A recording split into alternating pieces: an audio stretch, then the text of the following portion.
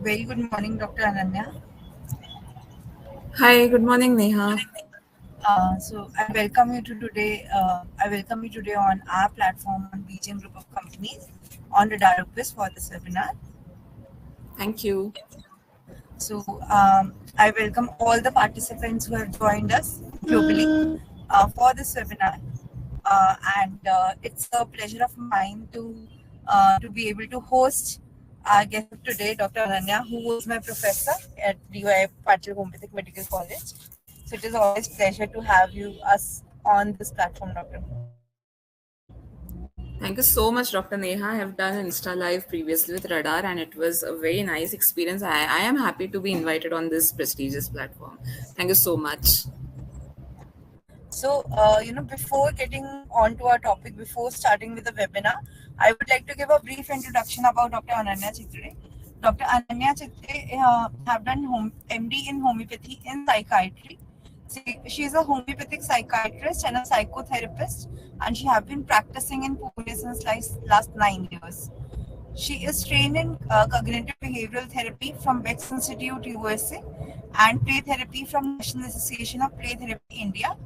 And she's also trained in dialectical behaviour therapy.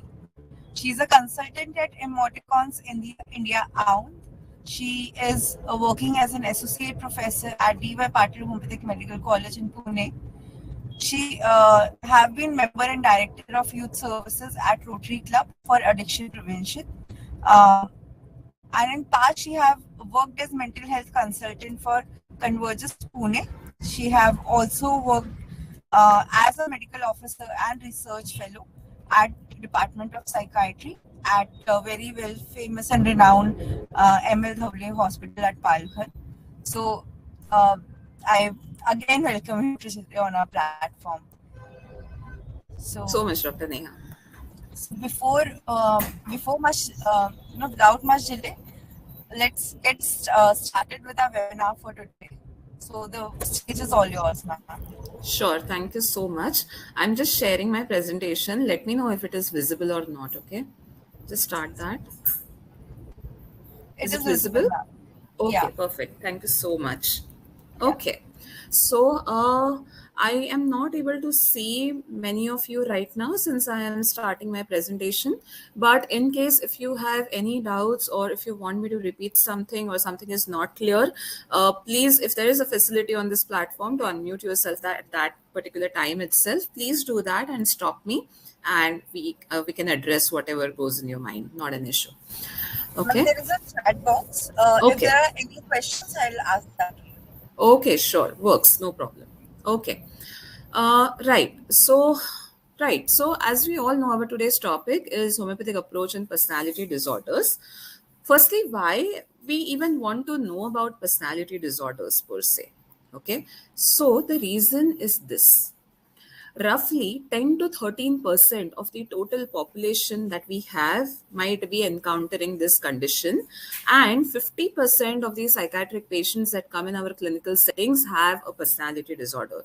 So if you have your clinic where 10 patients come daily which are having obvious psychiatric issues, maybe 5 of that are also having an underlying personality disorder. Okay, personality disorders are tricky to diagnose because they are hidden. Okay, they are a part of personality. We'll come to that part later in the presentation.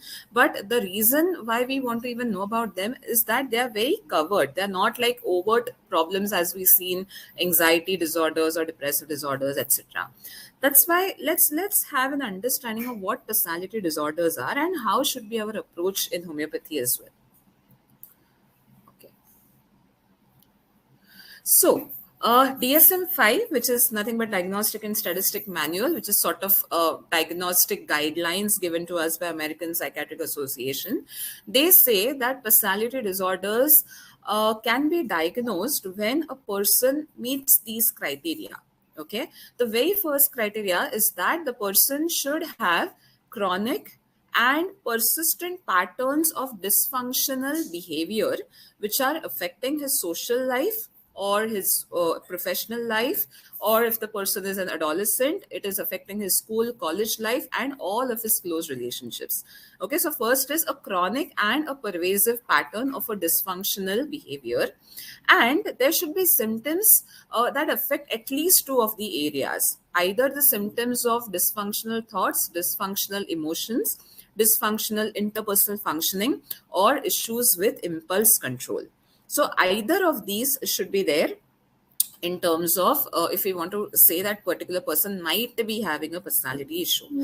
Okay, and the onset of all these dysfunctional patterns of behavior can be traced back to early adolescence or early adulthood, right? Patterns of behavior are such that they should not fit into other psychiatric health issues, right? For example, if somebody is having an addiction or a substance use problem, they also show lack of impulse control. They also show problems in interpersonal functioning. Their social functioning is grossly affected, right? But we cannot call them to be having personality disorders if all the symptoms are coming because of the substance use or the addiction, right? So these symptoms can be seen in many other disorders, right? But unless and until we have it, all these symptoms to be chronic, more or less starting since early adolescence and childhood, and more or less there throughout that person's life, we cannot call them to be personality disorders. Going ahead. So, when I'm talking of personality disorders, let's remember that not just in personality disorders, but any psychiatric condition, we cannot really compartmentalize always. Okay. So, if there are 5 symptoms of this, then it is depression. If these are not the symptom, then it is not depression. Doesn't happen. It's not like our physical illness, right? In physical illness, we have very clear compartmentalization. Like, for example, if somebody is having HB which is less than 8, we say that it is severe anemia. अगर HB12 है तो we are very clear that it's not an anemia, right? So there are very clear boundaries or lines as to when do we say that there is a problem and there is not a problem. But in psychiatry in general and personality disorders in particular, we cannot exactly compartmentalize because everything is on a spectrum, which is a very dynamic spectrum.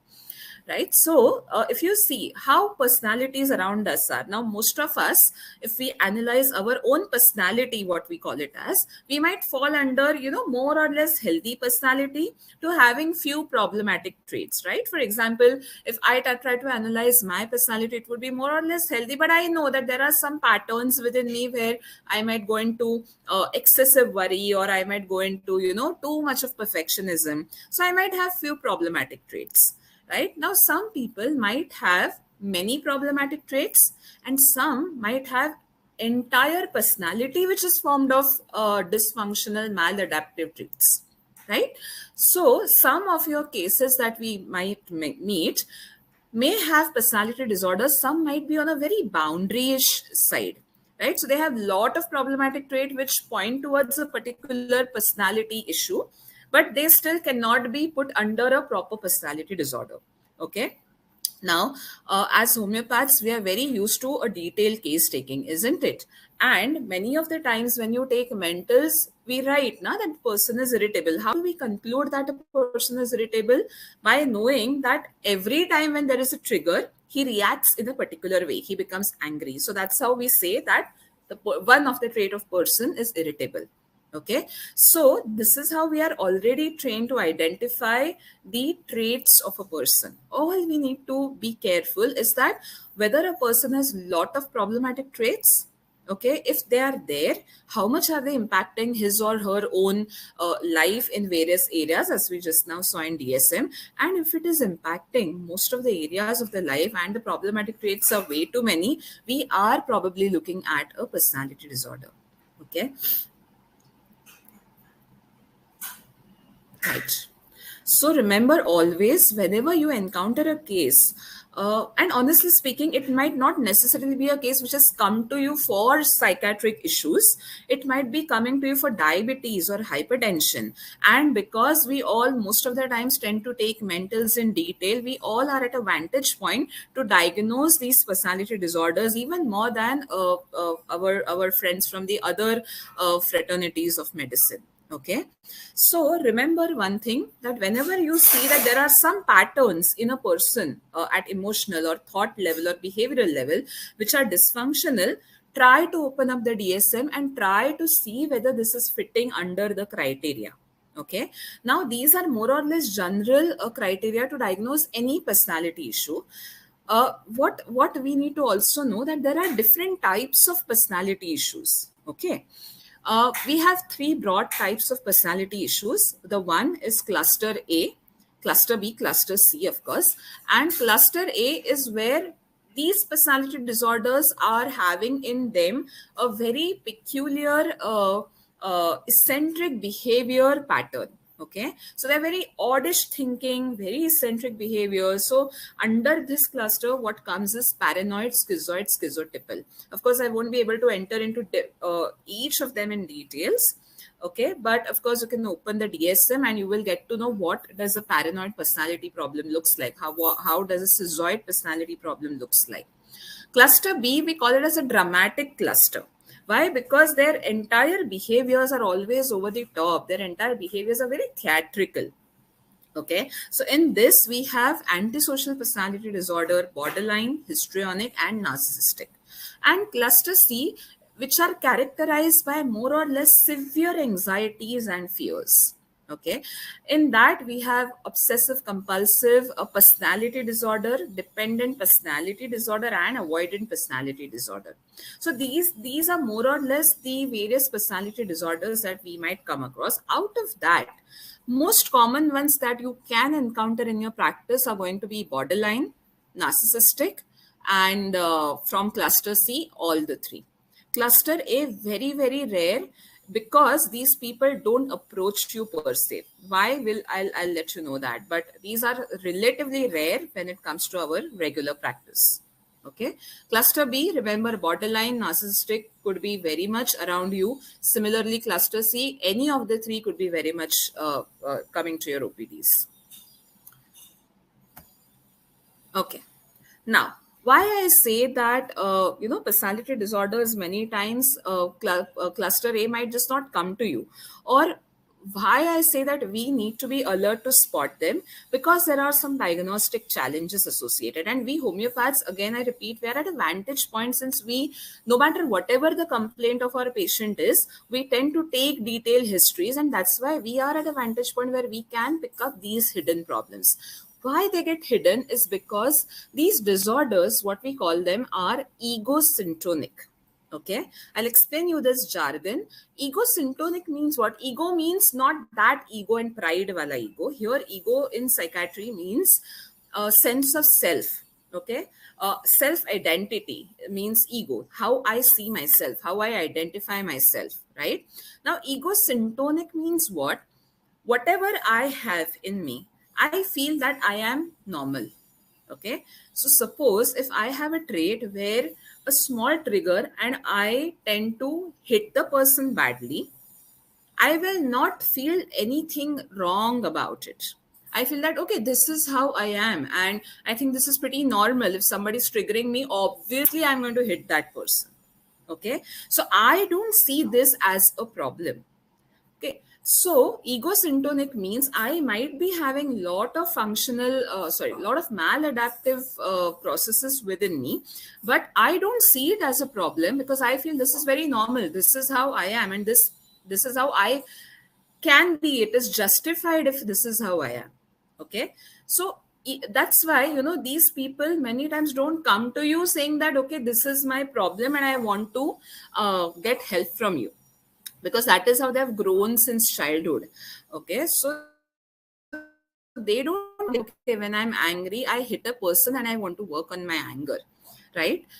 That's why these people don't come to. They're usually brought to us by somebody else saying that, this person is really problematic and I don't know how to deal with it. Please do something about it. Or you might have a relative or a spouse or a friend of a person who is having personality disorder coming to you and saying that, I have this ABC person in my life, and it is very difficult to manage that person. I don't know how to manage him, or I am severely depressed because of that person. And many times that is the person who is having a personality issue.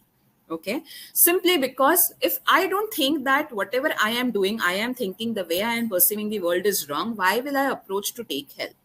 Right? Unlike our other psychiatric disorders, for example, if I am depressed, maybe my boss has fired me today and I'm severely depressed, I will approach and say, this is not me. I am not like this. I'm not always sad. I'm not always so angry. I want some help. Okay, so that is how I will come and seek help when I am not having a personality issue, because anything else that happens to me is a problem for me and is a distressing thing for me. So I will approach for help. But in personality disorders, even if they are having some life stressor, going through a life stressor, they might be reacting in a very dysfunctional way. Yet they will not approach you, because for them everything is normal and justified. And apart from that, there is a diagnostic challenge, because there is a lack of awareness in laymen as well as outside. In the lay people outside as well as in the medical community. You know why? Specifically in India, we have a culture saying कि उसका तो स्वभाव ही ऐसा है ना, क्या करे, adjust करना पड़ता है. And that's how personality disorders get covered in the families. Okay. Today, if you go out and actually talk to people, you will realize that in many families, there are people who are narcissistic, there are people who are borderline, there are people who are, OCD or OCPD people. But how we adjust in India, saying कि स्वभाव है, स्वभाव थोड़ी ना बदलता, तो adjust करना पड़ता है. Right? And while they adjust to this person, they themselves fall prey to many psychiatric disorders. Okay. So this lack of awareness in the community again poses a diagnostic challenge to identify these problems. And again, medical community, because whenever a personality disorder, if we want to identify, we really need to go into details of case taking. Right? And probably we, or maybe some other, maybe Ayurvedic people or people belonging to psychiatry profession might be doing that. But otherwise, most of us might not do that, a detailed in-depth case taking. So that itself poses a big problem in diagnosis. Right?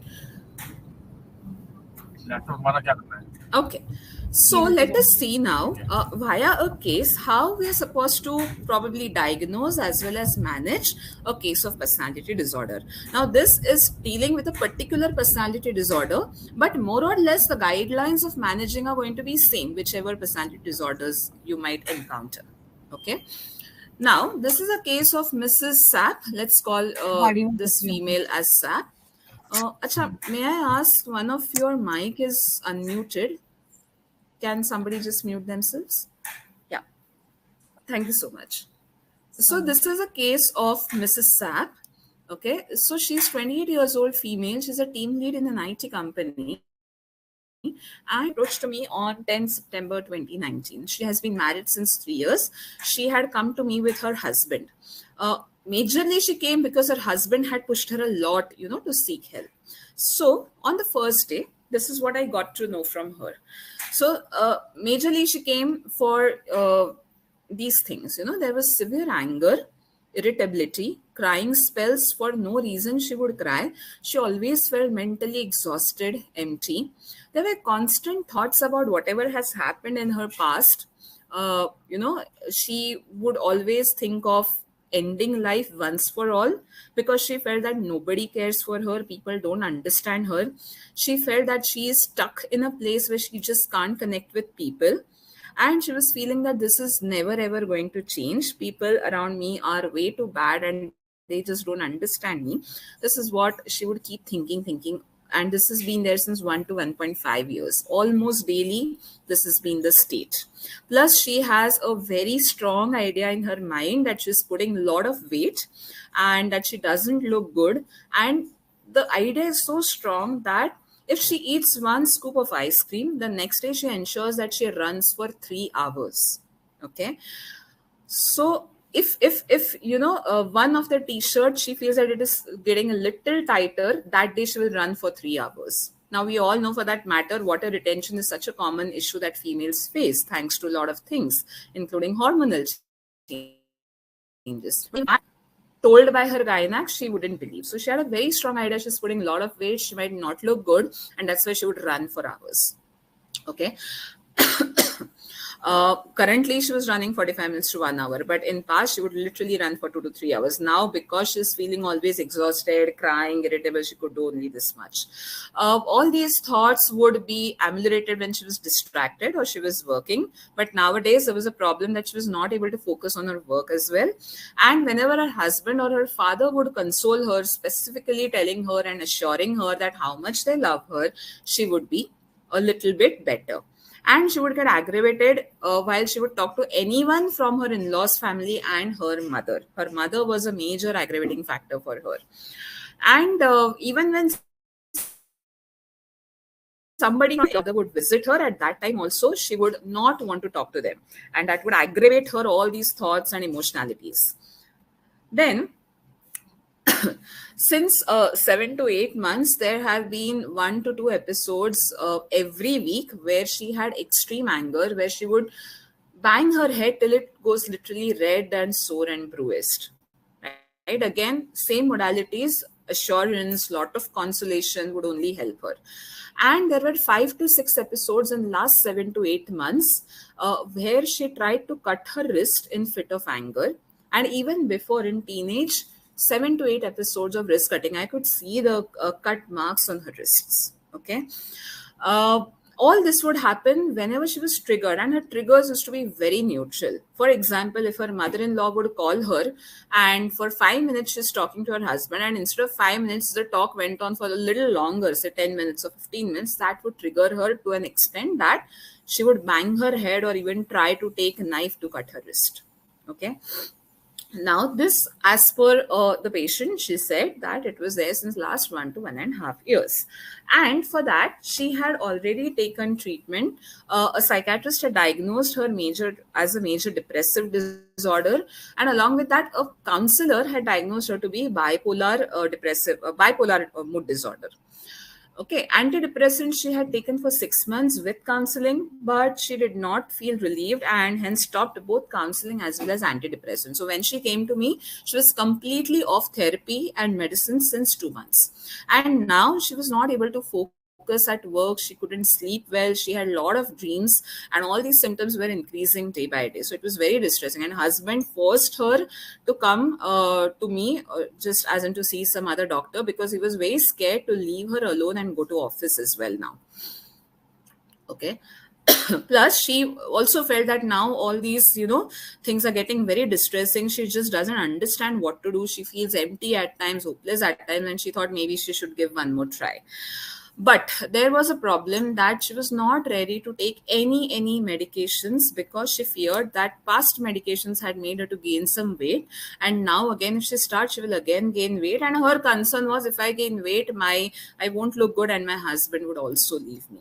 So she was not ready to take homeopathic medications also. I tried to give her literature. I provided various research articles for her, but she was not ready to give a try to homeopathic medication. She absolutely denied it. Now, before I go to the physical features, let me tell you, one of the challenge that we face in our personality disorders is that some of the personality disorders, they have inherent problem. The personality disorder is of such a nature that inherently they cannot trust people. So majorly your cluster A disorders, which I mentioned at start, paranoid personality, schizoid and schizotypal, and in cluster B, antisocial, your borderline personalities, narcissistic personalities, they cannot trust the opposite person at all. No matter how much ever you try to convince them. Most of these cases of these disorders will not able to put trust easily, and that becomes one of the drawback when we want to treat them, because in the first meeting we just cannot convince them enough, because no convincing has a potential where they can trust us. Okay. Now, in this case, I just took physical generals from her. Of course, she asked me why she needs all these information when I'm supposed to treat her psychological problem. But I just told her that, if she's also concerned about weight, I need to know about her metabolism. And that's why I'm asking these questions. Right. So I took these physical generals from her. So thermals were hot, aversion sweets, milk, cravings, nothing specific. Perspiration was very profuse on her scalp, and it would be sour smelling. She had aggravation from noise. तो अगर थोड़ा गाना भी अगर जोर से सुनता लगाता है कोई, तो she would start with headaches. She was quite constipated, and 2 to 3 days constipation almost every week, and the stools were really hard. She also had history of fissures previously. Menstrual cycle was regular, but there was lot of pain. She had to take Meftil for all 5 days of her periods, and menses were very dark with large clots. Sleep was very disturbed. She couldn't sleep for long hours. 3 to 4 hours was max the sleep that she would get, and she would get dreams. And there was a particular theme in the dreams. Since childhood, she would get a dream that they went for an outing, and it was a forest area, and then suddenly she turns back and she doesn't find her parents, and she's lost all alone in her jungle. And then she would cry her hell out to find the parents. So this was one very particular dream. It was so frequent that she would get it at least once in 10 to 15 days. Okay. A little bit about her life space. So again, it's a huge life space, but I'm going to give you a quick gist of it. She was born and brought up in a relatively rural area in MP, and it was a joint family made of her paternal grandparents, mother, father, father's elder brother, his family, and her elder sister. Okay. Now, the mother was very strict, haughty, irritable, and she wanted male child in place of her, but she got this patient. And that's why somewhere mother was never ever closely bonded to this child. Okay. For whatever reasons, mother and father had a very problematic relationship to an extent that mother showed a lot of tendencies where smallest neutral triggers would trigger her, घर पे बर्तन तोड़ना, फोड़ना, चीजें फेंकना, all of this would continue. She had a lot of issues with her own sass, and to an extent that she decided to separate when this girl was around 8 years old, and she took both the daughters to her native place. And she was very rich by default, and she had no issues. Her parents had no issues in separation, so they were not legally separated. Her parents were not legally separated, but they separated, and she took both the daughters with her. Now, her father was a very submissive, timid guy and would be always defensive because he thought that maybe at least he should stay silent. That would keep his family together and could have some peace. So even though the mother would scold, beat, harass the daughter, this patient of ours, the dad hardly would take any stand. And dad was very loving towards our patient. Okay. So she always would tell her, please tell mama, do something about this, because her mom would not help, or not give her tiffin, not take care of her studies, will always compare with her elder sister for the body image, for the color of her skin, everywhere. And dad will always stay shut. Right? So she had a lot of anger towards dad, but at the same time, she would love him. She had terrible anger towards mom, but if she would express, her mother would hit her badly.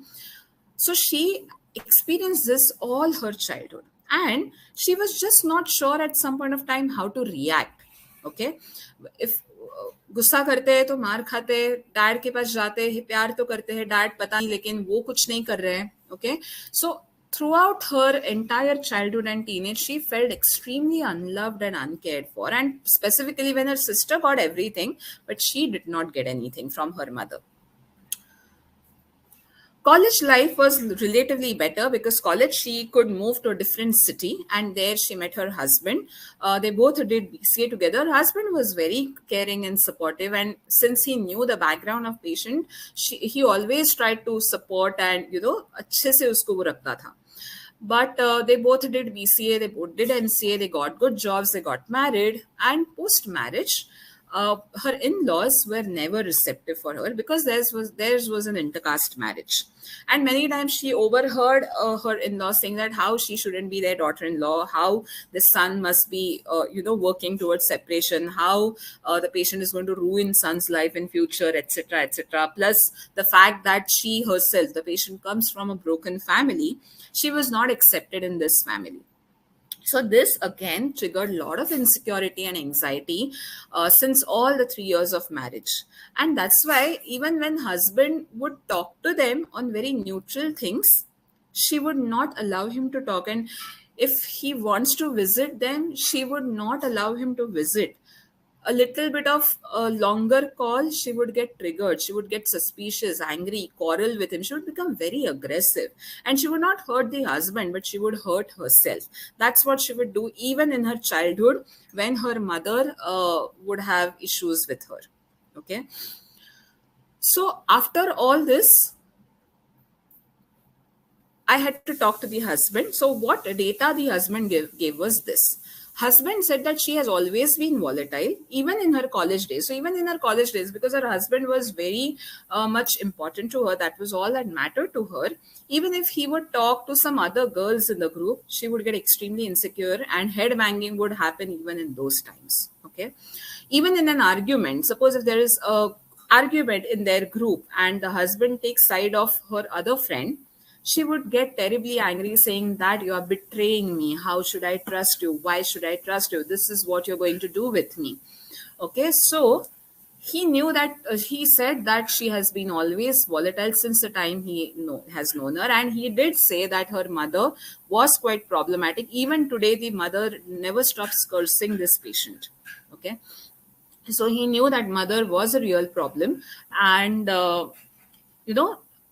after all said and done, she was not the person who would ever be apologetic, right? So she would get angry, but she felt that this is justified because opposite person needs to behave properly. Because the opposite person is not behaving, that's why I am angry. That's why I'm sad. That's why I behave this way. Okay. Plus, she always had issues where she felt inadequate, and that's why probably the body image issue comes from there. She has to do everything to keep her husband happy. Okay. Plus, she has not been able to conceive yet. That has already added as another trigger where she feels that what if the in-laws convince the husband to leave her? Okay. So this is what was the background. Now, second. Now the diagnosis part. Okay. Of course, the primary constellation of symptoms would make us think that are we looking at major depressive disorder or are we looking at bipolar mood disorder? Because there were some days, again, as the husband also said, some days would be very fine, all good, all happy. She would be very happy, picnic pe jayenge, ye wo. And then some days this would be the scene. Now that some days was an important question to be asked. Okay, how many days is she fine? So his answer was that it was like once in a blue moon, once in a month, this might happen. But more or less, this was the picture that we saw just now, right? So that sort of clearly removes the confusion of bipolar mood disorder, because bipolar mood disorder has very strict criteria of, or the very strict understanding of when it is to be called bipolar 1, bipolar 2, etc. Another important part, yes, body dysmorphic disorder, major depressive disorder are two things that can come to the mind. But one most important question that can help us to diagnose that if these given symptoms are coming now or they have been actually always there is just asking a simple question that since when all these symptoms have started. Is the self-harming only seen in last 1.5 years as the patient reported, or was it seen previously also? Her, the way she triggers, is it there since last 1.5 years only or last 3 years of your marriage only, or it has always been there?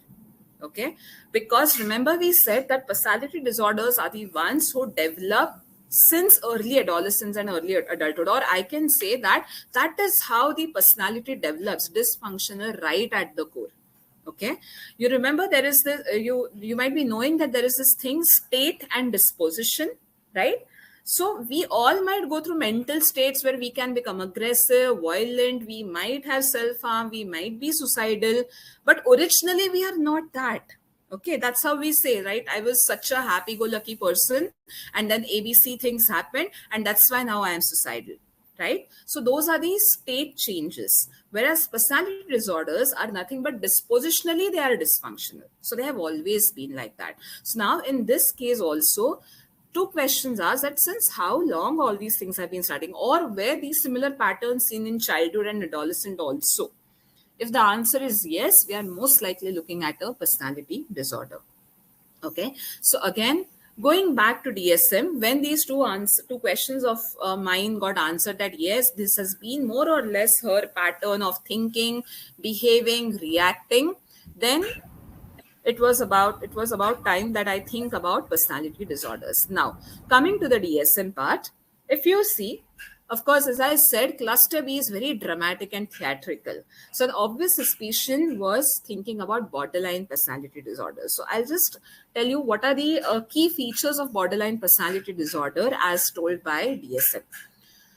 So there should be a pervasive, there is a continuous pattern, a deep-rooted pattern of instability of interpersonal relationship. There should be problem with self-image. There should be problem with affect. Affect means emotionality. There should be marked impulsivity beginning from early adulthood, which is present in variety of context. Right. So in this case also, we have many contexts where this person has been showing a lack of emotional regulation, where the anger goes to such a rage that she lands up into self-harm. There is a problematic interpersonal relationship with mother, with in-laws, even with husband, who is otherwise so loving, problem with self-image, and all these are there since very early childhood. Plus, which are indicated by 5 or more of the following symptoms. So out of these 9 symptoms, any 5 symptoms if your patient has, we are probably looking at borderline personality disorder. So if you see, there are symptoms like frantic efforts to avoid a real or imagined abandonment, which is very much there in our case. A pattern of unstable, intense interpersonal relationship characterized by alternating extremes of idealization and devaluation.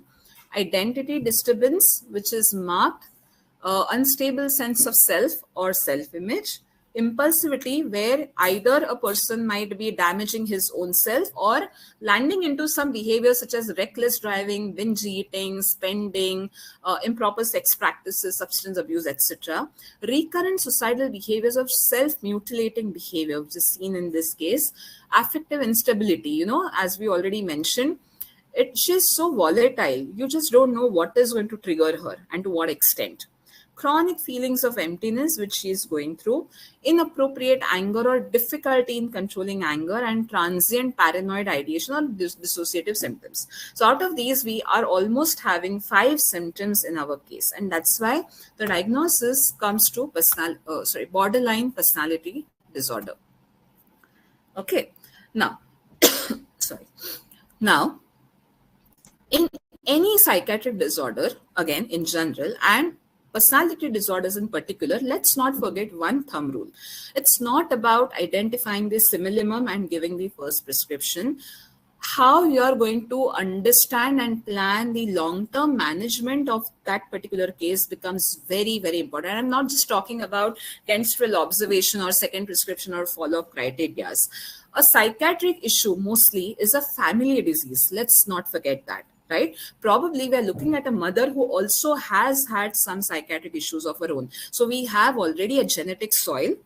In other words, maybe miasmatic load is very strong in this case.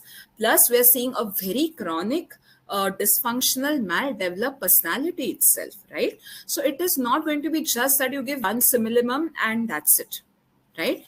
Maybe some of you might have an experience where one simillimum has just sorted, one simillimum, few doses or one dose has sorted the case like anything. Yes, that happens, but very less chance that this is going to happen. Okay, more or less, these are the cases where you must identify and understand the problem holistically and plan your interventions properly, right? See what are the process you want to take up, what is the purpose of taking up any intervention, and what is the end point you're looking at. Okay, so this is the grid that I usually use. Again, this is a grid that we have been taught in our own parent institute at Palghar. We call it as therapeutic problem definition and resolution. So if you can see in the first column, we write our problem definition. The second column talks about problem resolution. How am I going to resolve the problem in terms of which process I'm going to use, the purpose of using that process, and what is the end point that I'm expecting after using that. And are there any precautions or dangers while I am starting the management that I have to be aware of? Okay. So if you see, the first thing clearly here is what we call it as lack of insight or very poor insight. Remember, insight means awareness about what is happening to me? What am I doing? How should I go about with whatever is happening to me? In this person, she is aware that she is distressed, but she's not aware that what she must be doing, what she needs to change. She's not ready for that change. She doesn't see that she should change because she was always saying that My mother is in problem, वो अच्छे से behave करेगी तो I'm going to be fine. My in-laws are in problem, वो अच्छे से behave करेंगे तो मैं ऐसा behave ही नहीं करूँगी. My behavior is justified. Okay, that's what she would say. So there is a lack of insight at that level, where one must understand that no matter what happens around us, there are many things which I can exercise or I can do, take up right choices, and yet bring about a positive change. So that insight part is lacking. There are trust issues. She's not even able to trust me because she is completely refusing. She's not able to trust the literature to start the medication. So what am I expected to do then? Okay. Well, there are people who might say that, okay, let's give the medication in water and see. I personally refrain from that practice because, specifically in psychiatric cases, because that might help for a while, but a person who is not willing will not share what exactly goes inside him or her, and that itself restricts us in finding the simillimum. So whatever simillimum we might dispense secretly also might be partial simillimum. That's what my experience has been. Right? So I prefer to go or start from where my patient is. Okay. Let's do the hand holding for a while. Let's be where our patient wants to be. Let's be there. Let's understand. Let's enter in his zone and be there so that the trust develops. Once the trust develops, we all know that our patients can do whatever we ask them to do. Right? Once the trust develops on physician, they will follow us blindly. But till that happens, I have to be patient. So my resolution was, first few sessions, let us meet her. Let us give her that free space, unconditional space. We call it as PCT principles, person-centered therapy principles, where we offer a lot of empathy, unbiased observation, and just be there for the patient. Build a rapport, build a warm relationship with our patient. Honestly speaking, any psychiatric disorder, I always emphasize on the human bond that we make with the patient. Okay. So giving 3-4 sessions, maybe just for that, prepare the patient gradually, make her willing, make her understand some aspects of need for medication, how she should be going ahead with whatever problem she's suffering right now. So just prepare that in her mind. Okay. While I do that, I have to take care that I don't validate certain things which she might want to get validated from me. You know, these patients, when they come, they would always ask questions like, आपको क्या लगता है doctor, बराबर है ना, सास मेरी ऐसे करेगी तो मैं ऐसे ही रिएक्ट करूंगी ना, मेरा क्या गलत हुआ? Okay. And in our enthusiasm to build our rapport, if we say नहीं नहीं बराबर हो आप, we are gone. Right, we can not validate कि हाँ इतना गुस्सा आएगा तो बंदा क्या ही करेगा, हाथ कट करने का मन तो करेगा ही. By default, if we go on that line, by chance we go on that line, we would be in fix later on. Okay, so not validating any of our thought processes, okay, which we are looking forward to change in her. Okay, so that is one thing that we have to be alert with.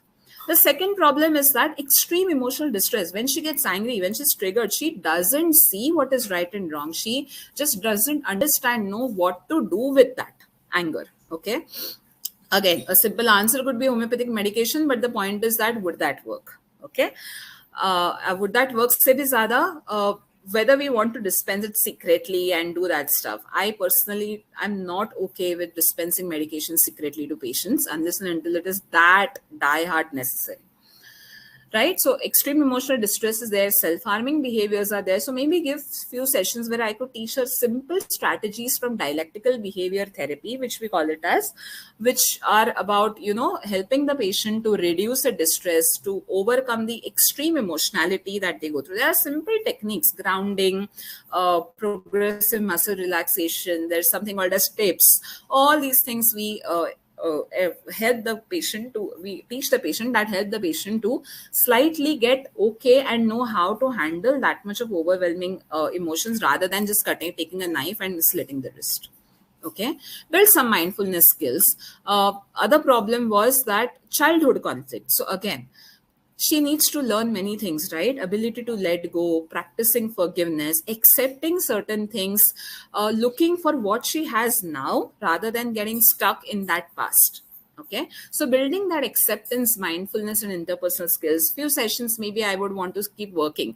All this will continue because she's not yet ready to take medication. Why I'm stressing that we need to give her medication, that I'll come to that, right? And after all this is done, we might want to work on her cognitive distortions, her problematic thinking processes. Okay, right.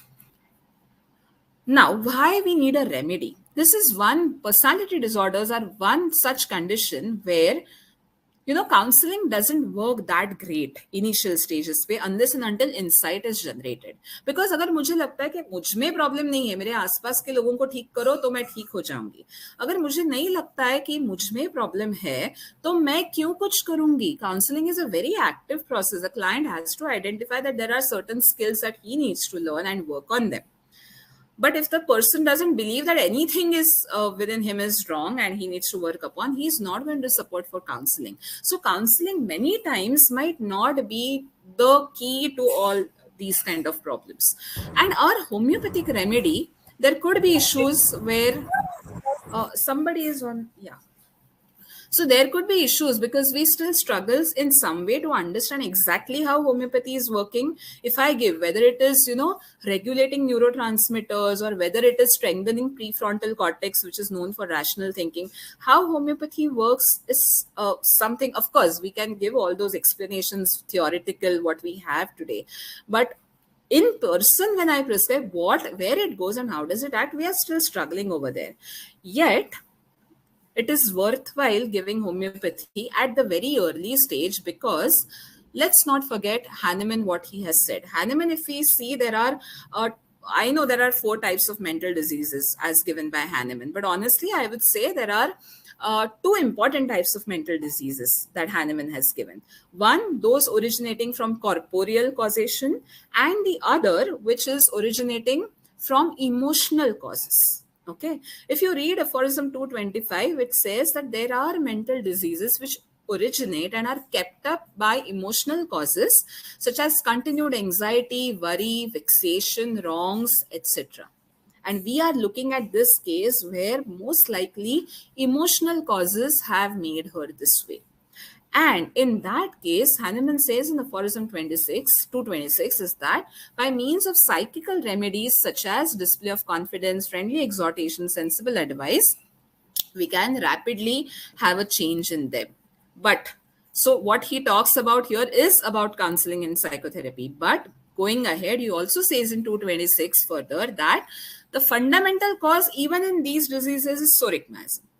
So we cannot expect a radical cure unless and until we also give an appropriate antisoric stimulum to our case. Now we know that here also there is a miasmatic load. Here also we know that person will need medication. This Hahnemann has said. Beyond that, what I have experienced in my practice is giving homeopathy somehow has a capacity where the resistance, so much of rigidity of the person can be broken, because we know that homeopathy can go deep down at the psychological space and probably do something over there where a person's rigidity, obsessive compulsive traits, all these also can be broken by remedy.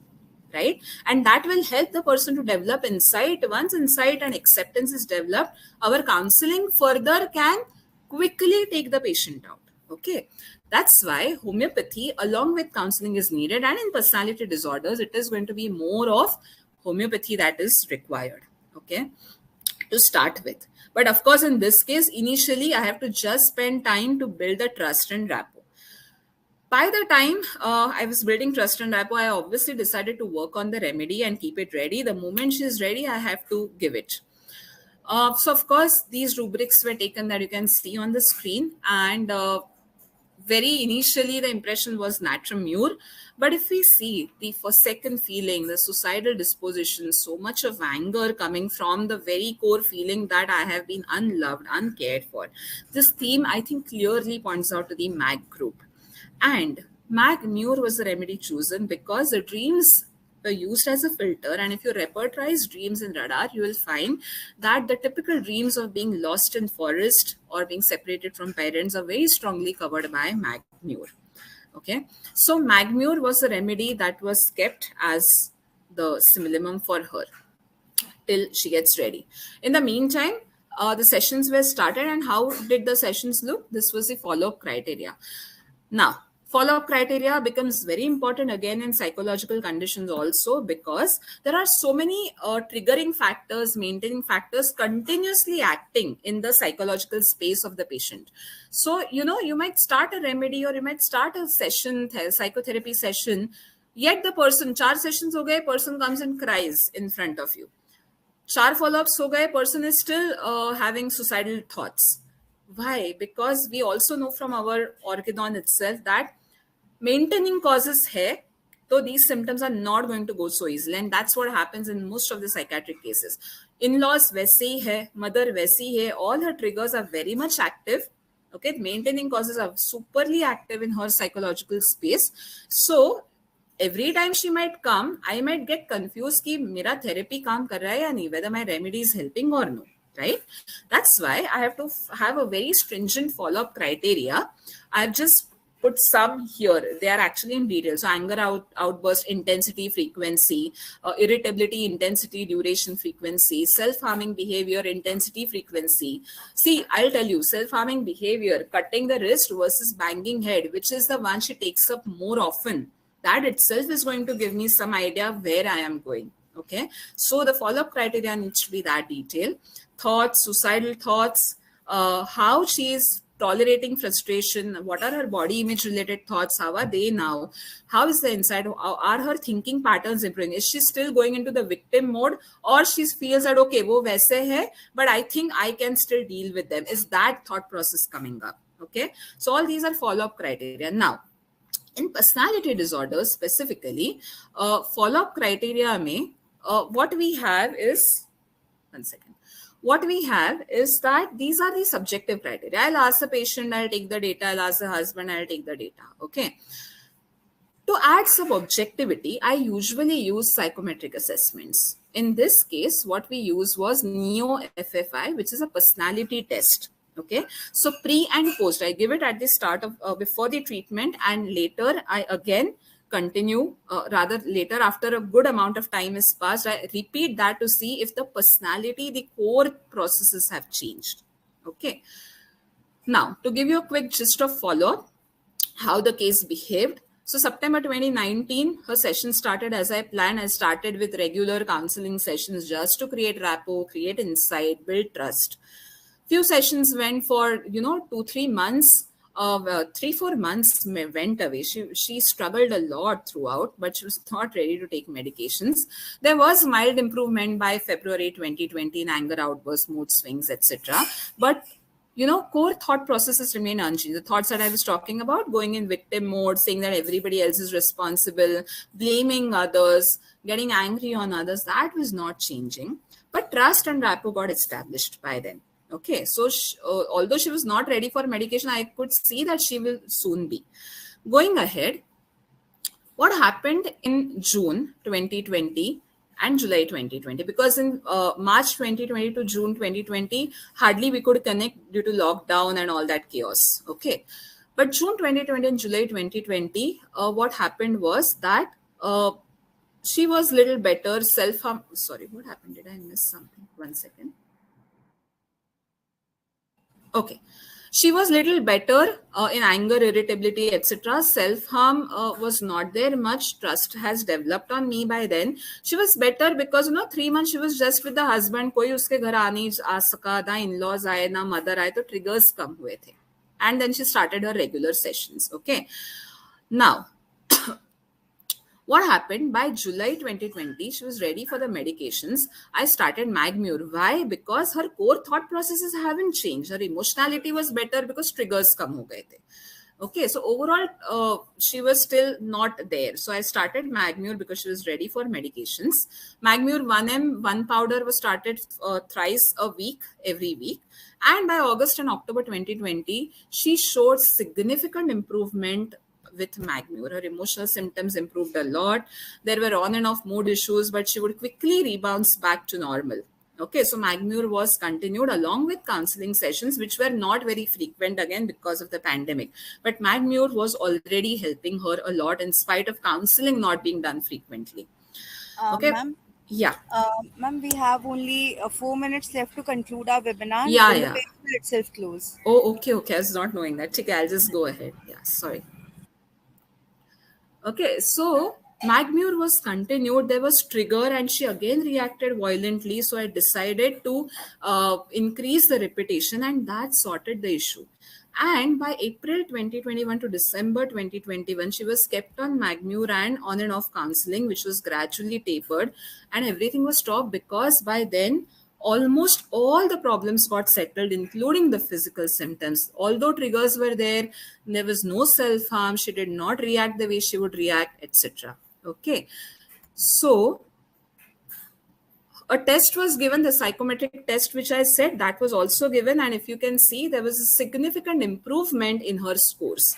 She was very high on anxiety, anger, which we call it as neuroticism, that came down. She started to be more agreeable, which was very low. You can see agreeableness, it was 20, it improved to 29. Okay, her openness was very low on NeoFFI, the score was 18, it improved to 29. So we can see objectively also it changed, and somewhere it was more because of not just counseling but homeopathy as well, which removed her rigidity and hesitance. Okay, and that made her more open to counseling, accepting, and all the things that we were supposed to do in the sessions, and that's where she could improve, right?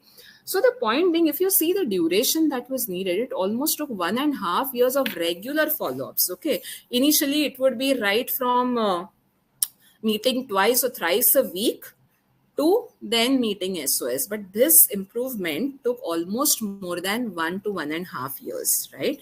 Point being, personality disorders, I'll conclude it quickly. Personality disorders can be nicely treated first if we can identify them properly, form a very good therapeutic relationship with patient, not force patient की homeopathy start करना है नहीं, जैसे है patient के साथ रहो, उसको लेके चलो on a journey of healing. Okay, we are all equipped with all these skills. We just need to put it in practice, specifically with personality disorders. Be empathetic, give all that unconditional support, and integrate psychotherapy and homeopathy, right? And by all of this little bit of skills and practice that we can put, I think personality disorders, in be it any, not just this borderline, can be very well managed. Okay, so yeah, this is my concluding message, and thank you so much, and sorry for the time ka issue. I think I was not aware of that, but thank you so much, and yeah, I stop here. Thanks a lot, Dr. Ananya, for giving such an insightful session. There's not much time left for questions, but if Yeah, any I of know. our viewers have questions, Dr. Ananya have given her like how to Yeah, connect with her. You can get connected to her and you can ask your questions to her. Or yeah. this video will be put on YouTube as well. You can put your questions on YouTube as well. We'll make sure to connect with Dr. Ananya and we'll be back with the answers. Yeah, I can just see one quick question that has been, not question. Dr. Zaidan says a patient has a result of stress, elevating constipation. Yes, it was very much helped by homeopathy. Her constipation and periods, they also got settled with Magmure. So yeah, that's the thing. Apart from that, yeah, anybody has any questions, they can connect to me on my social media profile and I would be glad to help you. Thank you so much, everybody. Thank you, ma'am. So I'll be concluding the session. Thanks a lot again, Dr. Ananya, for joining us for this session. Most welcome. Thank you so much. See you all and stay safe. Take care, everybody. Thank you. Bye-bye, ma'am. Bye.